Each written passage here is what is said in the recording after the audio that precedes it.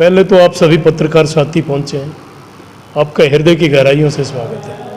17 फरवरी को रोहतक की धरा पे हम OBC FSA के सामाजिक न्याय OBC अति पिछड़ा गर्जना रैली करने जा रहे हैं। उसका आगाज हम महम की धरा से करने जा रहे हैं। 26 नवंबर को दीप प्रज्वलित करके एक यात्रा निकाली जाएगी जो 4 लोकसभा को टच करेगी, जिसमें हिसार, सोनीपत, भिवानी और रोहतक। ये हमारी यात्रा महम की धरा से स्टार्ट होके उसके बाद सांपला होती हुई करनाल से जींद और जींद से फिर भिवानी और भिवानी से झज्जर आके हमारा पहला चरण पूरा होगा। और उसके बाद 31 दिसंबर को महम की अनाज मंडी में 60 फुट का पुतला हम नरेंद्र मोदी जी का फूंकने जा रहे हैं। और ये क्यों फूंकने जा रहे हैं? क्योंकि पूरे देश में जिस तरीके से बिहार में जब जातीय जनगणना हुई उसके अनुसार पता चला कि वहाँ 63% OBC है, तो 60% लोगों को बेवकूफ़ बनाने का काम इस भारतीय जनता पार्टी ने करा। स्वयं भारत के प्रधानमंत्री नरेंद्र मोदी जी ने करा, जिन्होंने कहा कि मैं OBC हूँ और OBC पे कुठाराघात कर रहे हैं। इसलिए हम ये 60 फुट का पुतला 31 दिसंबर साल का आखिरी दिन दहन करेंगे और उसी दिन बीजेपी का दहन करेगी OBC। ये काम करने हम महम की धरा से जा रहे हैं। तो कौन कौन लोग इसमें शामिल होंगे? इसमें 31 सदस्यीय कमेटी बनाई गई है, जो मेरे साथी मेरे साथ बैठे महेंद्र पांचाल जी हैं, सुरेश प्रजापति जी हैं, गणेशी लाल जी हैं, नरेश सैन जी हैं, हमारे सुरेंद्र पांचाल जी हैं, अशोक जी हैं, हमारे तेजवीर सैन जी और अन्य हरियाणा प्रदेश के OBC के विशेष तौर पे अति पिछड़ा के जो साथी हैं, क्योंकि हरियाणा प्रदेश में अति पिछड़ों की 32% संख्या है। और 7 मुद्दों पे ये यात्रा निकाली जाएगी, जिसका पहला मुद्दा रहेगा जातीय जनगणना। जब कुत्ते बिल्ली जानवरों की पेड़ पौधों की गिनती होती है तो OBC की क्यों नहीं? और सबसे पहले मना करने वाले जो थे वो देश का प्रधानमंत्री, जिसने कहा कि इससे हिंदुत्व तो खतरे में आ जाएगा। मैं तो पूछना चाहता हूँ आपके माध्यम से मोदी जी से कि इससे हिंदुत्व कैसे खतरे में आ जाएगा? जातीय जनगणना का मतलब यह है कि ये पता चल जाए कौन सी जाति किस संख्या में इस देश में रह रही है और किस हालात में रह रही है। उस चीज को लेकर जातीय जनगणना सबसे जरूरी है। और मैंने एक चीज जरूर देखी कि मोदी जी और बीजेपी के लोग एक बात बोल रहे हैं कि हम मंदिरों में लोगों को इकट्ठे करेंगे और इस जातीय जनगणना का विरोध कराएंगे। अरे आप लोगों ने मंदिरों में हमें घुसने कब दिया था? हम तो चौथा वर्ण लोग हैं जिनको कभी मंदिरों में घुसने नहीं दिया, आज आप ऐसी बातें करते हैं। दूसरा हमारा मुद्दा जो रहेगा वो है 127वां संविधान संशोधन बिल। ये वापस होना चाहिए, इसको कानून बना दिया गया है। इसके थ्रू किसी भी राज्य में जो मुख्यमंत्री होगा वो किसी भी जाति को इसमें शामिल कर सकता है। हम इसका पुरजोर विरोध करते हैं। और उस वक्त की बात आपको बता रहा हूं, जब मैं भारतीय जनता पार्टी में था तब भी मैंने इसका विरोध किया था। पहले दिन हमने कहा था कि ये बिल आप OBC के विरुद्ध लेके आए। तीसरा हमारा मुद्दा है 33% महिला आरक्षण बिल। जब 60% लोग उनकी महिलाएं भी तो महिला है, हमें संविधान अनुसार जो आरक्षण मिला हुआ है 8.01% जो OBC का बनता है वो हमारी महिलाओं को भी मिले, SC ST की महिलाओं को भी मिले। चौथा हमारा मुद्दा है क्रीमी लेयर, जो हरियाणा का मुद्दा है, जो हरियाणा के मुख्यमंत्री ने केंद्र से अलग बना दिया और यहाँ अलग ही सारी चीजें करी। और हमने जब सुप्रीम कोर्ट में, हाई कोर्ट में ये मुकदमा लड़ा तो सरकार उनसे मुँह गिरी थी। हम चाहते हैं कि 2016 की नोटिफिकेशन के अनुसार ये केंद्र की तरफ से हरियाणा प्रदेश में लागू हो। चौथा हमारा मुद्दा है 27% महिला, 27% 1 और 2 में, प्रथम और द्वितीय क्लास में, वो भी पूरा का पूरा लागू हो। और 7वां सबसे बड़ा मुद्दा, जब अति पिछड़ों की संख्या इस प्रदेश में 32% है, आज तक कोई लोकसभा की टिकट नहीं मिली, विधानसभा में 2-4 टिकटें दे देते हैं। हमारी संख्या अनुसार हमारी डिमांड है कि 25 टिकटें विधानसभा में और 3 लोकसभा की हमें टिकट मिलनी चाहिए। इन मुद्दों को लेके हम प्रदेश में जाने। मेरा नाम महेंद्र सिंह पांचाल है और हम 26 तारीख से महम के 24 के चबूतरे से एक पूरे हरियाणा प्रदेश में 42 दिन की रथ यात्रा कर रहे हैं। उसमें कमज़ोर पिछड़ी जातियों के लिए 25 टिकट विधानसभा में और 3 लोकसभा में, 3 लोकसभा सीट हिसार और करनाल और रोहतक। जब हमारी आबादी 32% है और देशमती पिछड़ों की आबादी 42% है, तो 42% लोगों की न तो आज तक शासन में हिस्सेदारी, ना प्रशासन में, ना ज़मीन में, ना उद्योग में, ना व्यापार में। और हमारे को सभी पार्टियों ने, इस देश में कांग्रेस का राज 55 साल रहा, कांग्रेस ने हमारे को हमेशा वोटर समझा। लेकिन कांग्रेस चाहती, हम जन्म जात से इंजीनियर लोग हैं, कोई किसी का लोहे का काम है, किसी का लकड़ी का काम है, किसी का मिट्टी के बर्तन बनाने का, किसी का कपड़ा सिलने का काम है।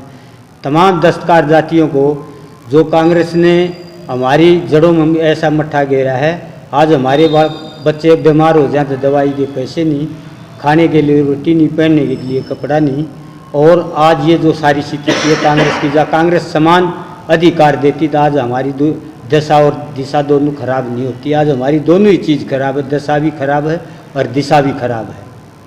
तो हम इसलिए ये आंदोलन कर रहे हैं। हाँ, 2024 में जैसे 2014 में माननीय नरेंद्र मोदी को भारतीय जनता पार्टी ने आगे करके ये कहा था ये पिछड़ा है, और पिछड़ों में भी जाके ये बोले बिहार में अति पिछड़ा। हमने सोची भाई पहली बार हमारे को मौका मिल रहा है, कोई देश में प्रधानमंत्री हमारा आ रहा है और हमारी सूद ले गया।